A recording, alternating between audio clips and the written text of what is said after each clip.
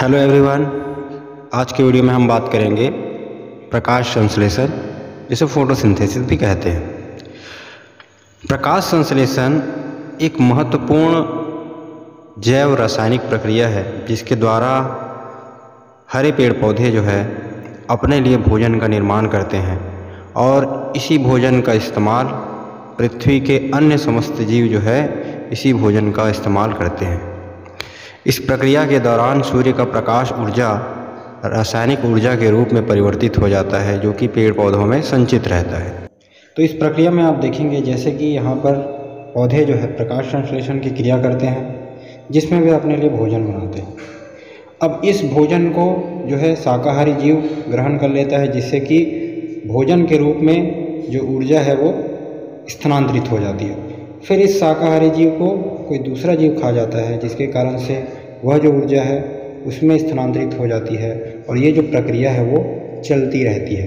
इस प्रकार से प्रकाश संश्लेषण के द्वारा बने भोजन जो है वो पृथ्वी के अन्य समस्त जीव जंतुओं में स्थानांतरित होती रहती है। इस कारण से प्रकाश संश्लेषण बहुत ही महत्वपूर्ण प्रक्रिया है पृथ्वी में जीवन होने के लिए। चलिए बात करते हैं इसकी सिंपल सी परिभाषा। तो इसकी परिभाषा है बहुत ही सरल परिभाषा, वह प्रक्रिया जिसमें पेड़ पौधे सूर्य के प्रकाश की उपस्थिति में जल व कार्बन डाइऑक्साइड का प्रयोग कर भोजन का निर्माण करती है, प्रकाश संश्लेषण कहलाती है। और इस प्रक्रिया में वातावरण में ऑक्सीजन गैस मुक्त होता है जो समस्त जीवों के लिए प्राणवायु के रूप में प्रयोग किया जाता है। तो इस प्रकार से यह महत्वपूर्ण घटना है पृथ्वी में जीवन होने के लिए। चलिए अब हम बात करते हैं प्रकाश संश्लेषण की पूरी प्रक्रिया के बारे में। तो प्रकाश संश्लेषण की जो प्रक्रिया है उसे पूर्ण करने के लिए पौधों को दो पदार्थों की आवश्यकता होती है। एक जल, जो कि पौधों को जड़ों के माध्यम से प्राप्त होता है। दूसरा महत्वपूर्ण पदार्थ की ज़रूरत होती है वह है कार्बन डाइऑक्साइड गैस। और ये जो प्रक्रिया है वो सूर्य के प्रकाश की उपस्थिति में होता है, इसी कारण से इसको प्रकाश संश्लेषण कहा जाता है। अब ये जो प्रकाश संश्लेषण होता है उसके लिए पौधों की पत्तियों में छोटी छोटी छिद्र पाई जाती है। इन छिद्रों को रंध्र कहा जाता है। इसी रंध्रों के द्वारा कार्बन डाइऑक्साइड गैस पौधों की पत्तियों में अवशोषित होता है और इसी रंध्रों की जो कोशिकाएं होती है उसमें एक वर्णक पाया जाता है जिसे हरित लवक कहा जाता है, जो कि इस पूरी प्रकाश संश्लेषण की प्रक्रिया को पूर्ण करने में महत्वपूर्ण भूमिका अदा करती है। आप ध्यान देंगे कि पौधों का रंग जो है इसी हरित लवक के कारण से ही हरा होता है।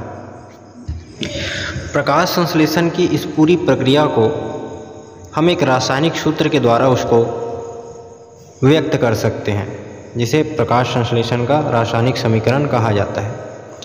इसमें पौधे जो है प्रकाश संश्लेषण की क्रिया करने के लिए कार्बन डाइऑक्साइड के 6 अणुओं का उपयोग करता है।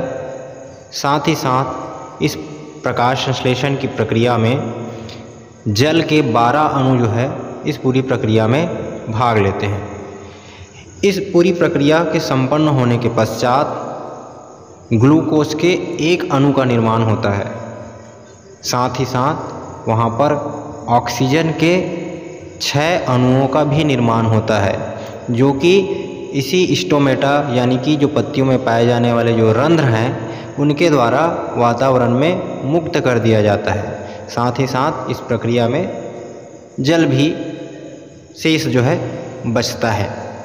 तो इस प्रकार से हम रासायनिक समीकरण के माध्यम से भी प्रकाश संश्लेषण की पूरी प्रक्रिया को हम व्यक्त कर सकते हैं।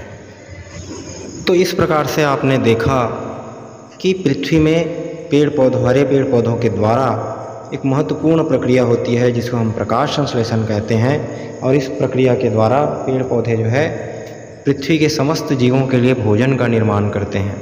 साथ ही साथ इस प्रकाश संश्लेषण की प्रक्रिया के दौरान पृथ्वी के समस्त जीवों के लिए प्राणवायु यानी कि ऑक्सीजन गैस का भी निर्माण होता है।